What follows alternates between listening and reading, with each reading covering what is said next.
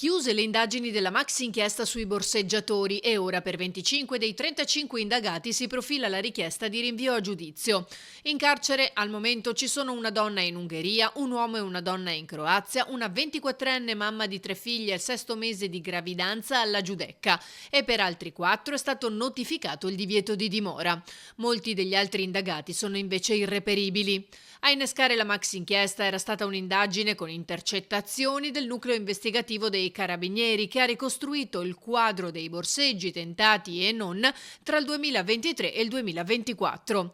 In tutto gli episodi contestati sono 62, le parti offese individuate 39, soprattutto turisti ma anche veneziani, come più volte denunciato dal gruppo Veneziani e cittadini non distratti.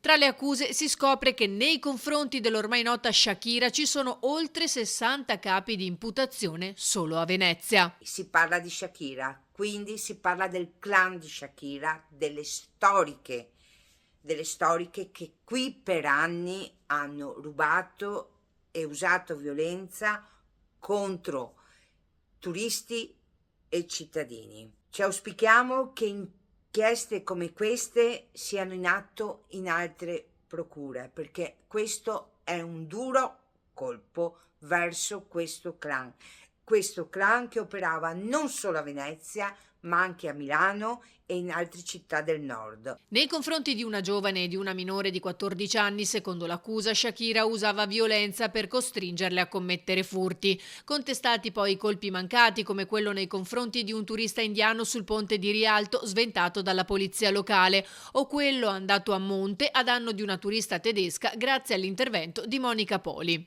Tra le parti offese anche le multinazionali Louis Vuitton e Nike, bersagliata in più episodi all'outlet di Noventa di Piave. La procura ha depositato tutte le intercettazioni effettuate.